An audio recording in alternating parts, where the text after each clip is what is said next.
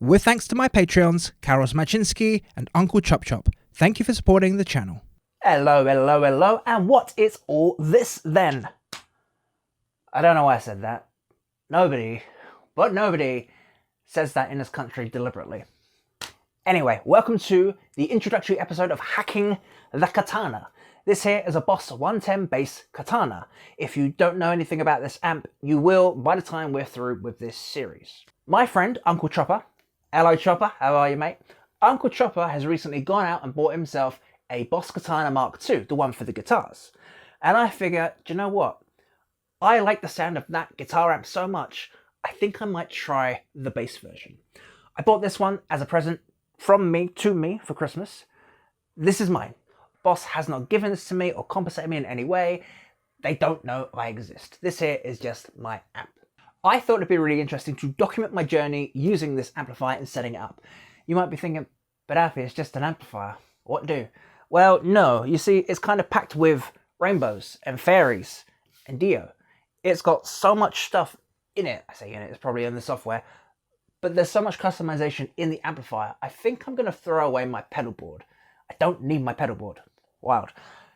So that's what the idea of this series is. I'm going to be profiling every one of my basses through the amplifier in the Tone Studio and getting the sound that I want without my pedal board.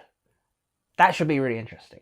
And then maybe along the way I can sort of tap into what we've been doing recently with the bass starter kits and get a basic thrash tone, basic punk tone, and see what we can do and put the amplifier through. As it stands, there are dozens of reviews of this amplifier on YouTube.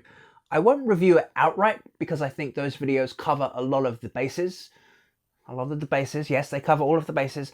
They cover a lot of ground with the amplifier, and I don't think it's worth me repeating that. What you will find is throughout the series, you'll get your own idea of what the amplifier sounds like, what its features are and what it can handle, and you can be your own judge rather than watching a 10-minute video about a review. I figured that'd be pretty cool. I will summarize my experience with the amplifier so far, just to give you an idea of what I'm thinking.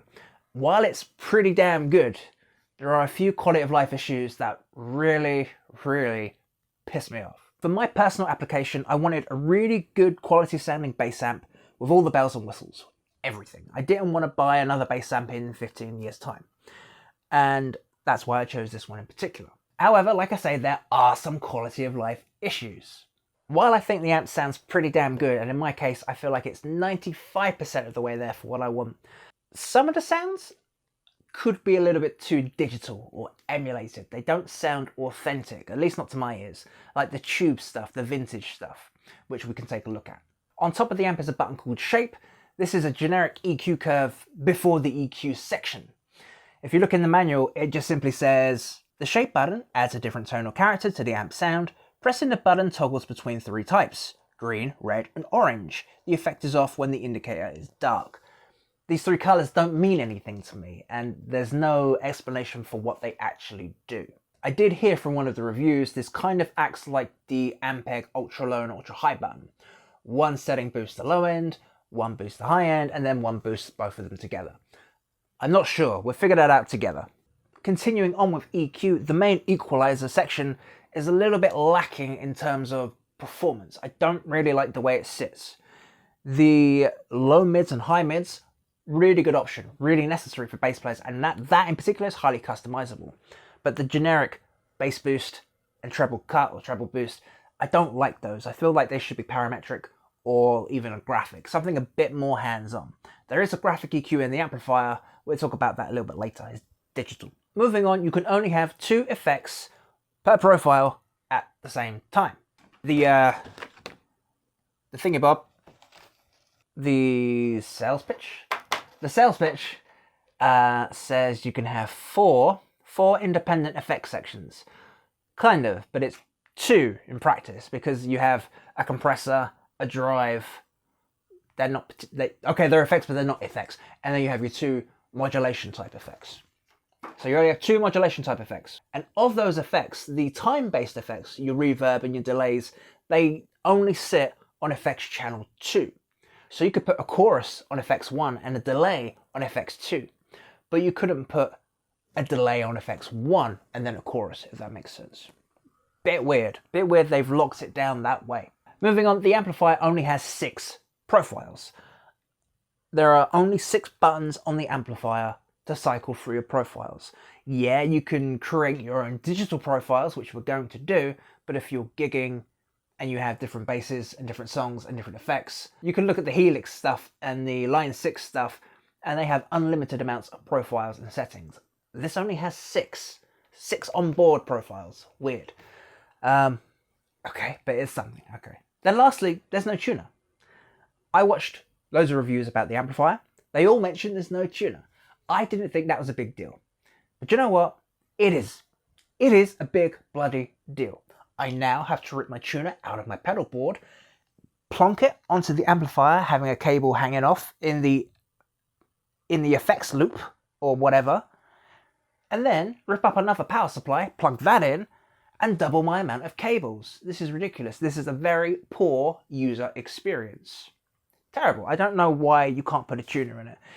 Even those crappy overseas knockoffs of the Tech 21 SansAmp fly rigs, they all have tuners in them, and they're £30, $40, $50, like a tiny LCD screen. That's not good, and I don't know why. It surely wouldn't add much more onto the price to add a tiny LCD screen. Okay. And lastly, my final point, a lot of people have spoken about the weight of the amplifier, and you can see it's pretty damn big. It's taking up half of the bloody frame. And honestly, I have no reference for that, because since I started playing bass, I've been using this. Ugh. The Gallien-Kruger 110. I have no reference for what an amplifier should weigh, because this is, hang on, I got the numbers here. I've been using this for 20 years, right? And this GK weighs 30 pounds, 13 kilograms. It's heavy, but I've been lugging it around all my life. Hey, put this down. Dirty. So by comparison, just to double check, the GK is 30 pounds or 13 kilograms. The Katana is 37 pounds or 17 kilograms. It's heavier, but like I said, it's going to be sitting in my room. I'm not going to be taking it out. But I do want to mention something about that. I just figured that's how much amplifiers weigh. I didn't think it'd be a big deal. And like I said, it's not going to be an issue for me because this isn't going outside of this room. In terms of gigging, it's going to be very heavy, and if you have a pedal board and additional basses, you're going to break your back carrying it a lot. But like I've said, if you get rid of your pedal board and just use this, you might be saving yourself a lot of trouble. While it is a 110 and it has a tweeter, see, I thought it was a digital tweeter or an emulation of a tweeter. If that exists, it doesn't matter, it's a real tweeter and a 110. Many people would recommend not using a 110 for rehearsals or live shows. I really don't think it matters. Let me explain why. As a sound engineer, I have mic'd up amplifiers smaller than this and DI'd amplifiers smaller than the GK. I've used it live myself. Size doesn't matter. The feed will come through the monitors and the PA. Your onstage volume is irrelevant. I feel like every review video I've watched has missed out that fact. The days of those large 8x10s are over. It doesn't matter. Look at Geddy Lee. Geddy Lee has fridges, tumble dryers, and ovens on stage. He doesn't need cabinets. You don't either. It doesn't matter. Besides some of those little aggravations, I'm just venting and getting some things off my chest. It's not buyer's remorse.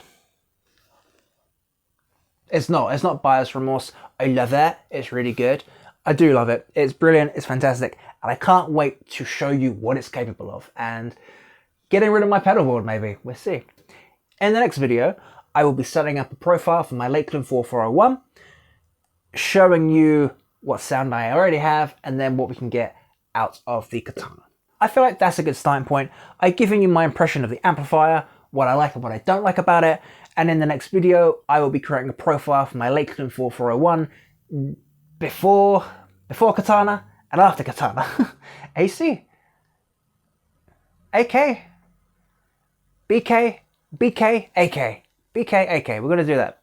Before Katana, after Katana. If you're in the market for a new amplifier like this very one, or your Fender Rumbles, your Roland Cubes, I don't know what else there is, can I ask you something a little bit cheeky?